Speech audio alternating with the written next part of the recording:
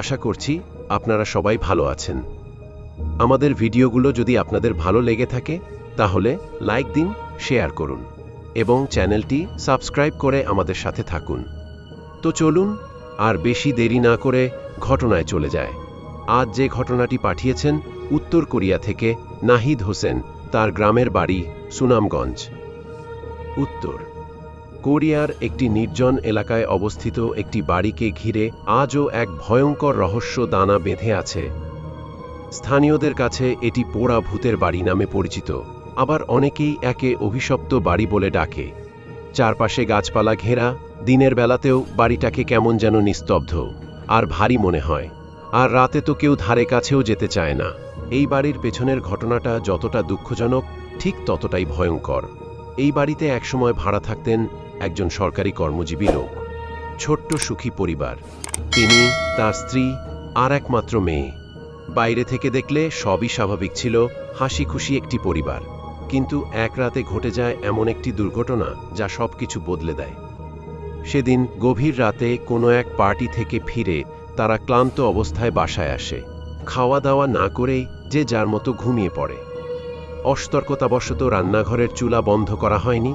ধীরে ধীরে সেই আগুন প্রথমে লিভিং রুমে ছড়িয়ে পড়ে, তারপর পুরো বাড়িতে।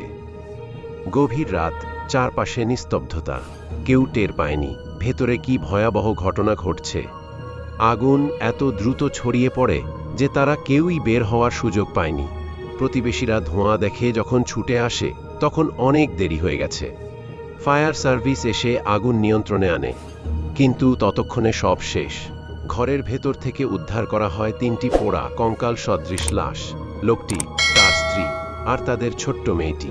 ঘটনাটা এখানেই শেষ হতে পারত, কিন্তু আসল ভয়ঙ্কর অধ্যায় শুরু হয় এরপর থেকেই। প্রায় 1 বছর পর সবকিছু স্বাভাবিক ভেবে নতুন এক পরিবার সেই বাড়িতে ভাড়া আসে। প্রথম কয়েকদিন সব ঠিকঠাকই ছিল, কিন্তু অল্প কিছুদিন পর থেকেই তারা অদ্ভুত কিছু বিষয় লক্ষ্য করতে শুরু করে। সন্ধ্যা নামলেই বাড়ির ভেতরে কোথা থেকে যেন পোড়া ছাই উঠতে শুরু করে। বাতাসে ভেসে বেড়ায় কালচে গুঁড়া, যেন সদ্য কিছু পুড়ে গেছে। কিন্তু বাড়িতে তো আগুন বা এমন কোনো কাজই হয় না। শুধু তাই নয়, বাড়ির সাদা জিনিসগুলো, তোয়ালে, শার্ট, বিছানার চাদর হঠাৎ করে কালো কালো দাগে ভরে যায়। দাগগুলো সাধারণ দাগ নয়, অনেকটা হাতের ছাপের মতো, যেন কেউ ছাইমাখা হাত দিয়ে স্পর্শ করেছে। আর সেই দাগের চারপাশে ছড়িয়ে থাকে সূক্ষ্ম ছাইয়ের গুঁড়া। প্রতিদিন এই ঘটনা ঘটতে থাকায় ধীরে ধীরে ভয়ের ছায়া নেমে আসে পুরো বাড়িতে। লোকজনের মধ্যে গুঞ্জন শুরু হয়, তাহলে কি সেই পরিবার ফিরে এসেছে? তারা কি অতৃপ্ত আত্মা হয়ে এখনও নিজেদের ঘরে ঘুরে বেড়াচ্ছে? ঘটনা চরম ভয়ঙ্কর রূপ নেয় এক রাতে। বাড়ির এক ভাড়াটে গভীর রাতে টয়লেটে যাওয়ার জন্য ঘর থেকে বের হন।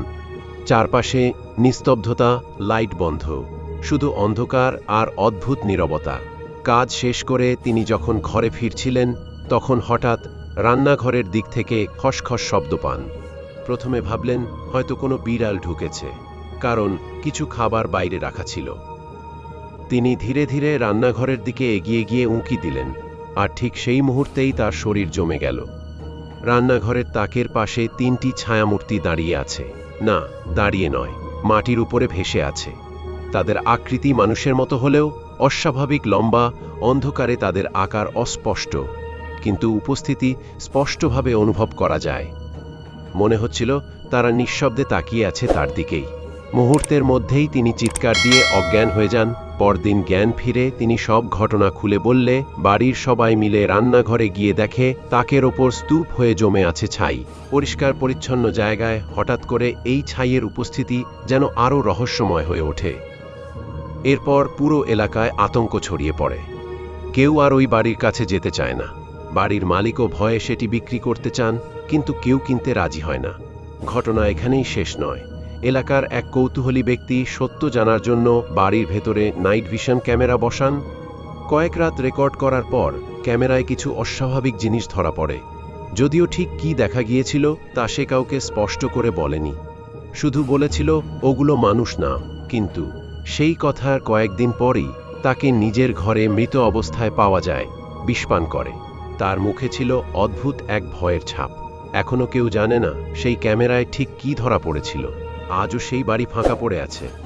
মাঝে মাঝে নাকি রাতের অন্ধকারে সেখান থেকে ধোঁয়ার মতো কিছু বের হতে দেখা যায়। কেউ কেউ বলে জানালার ভেতর দিয়ে ছায়াগুলো নড়াচড়া করে। অনেকে আবার বলে ওই বাড়িতে আগুন কখনোই পুরোপুরি নিভে যায়নি, সেটা এখনো জ্বলছে, তবে দেখা যায় না। তাহলে কি সত্যিই সেই পরিবার এখনো সেখানে আছে, নাকি আরও ভয়ঙ্কর কিছু লুকিয়ে আছে সেই পোড়া বাড়ির ভেতরে? এমন আরও ভয়ঙ্কর বাস্তব গল্প মিস করতে না চাইলে এখনই চ্যানেলটি সাবস্ক্রাইব করুন। রাত নামলেই আমরা নিয়ে আসি নতুন নতুন রহস্য আর অজানা গল্প। আপনার জীবনেও যদি কোনো অদ্ভুত বা ভয়ঙ্কর ঘটনা যদি ঘটে থাকে, তাহলে ভিডিও ডেসক্রিপশনে মেলে আমাদের লিখে পাঠান। হতে পারে আপনার ঘটনাটি আমাদের পরবর্তী ভিডিও।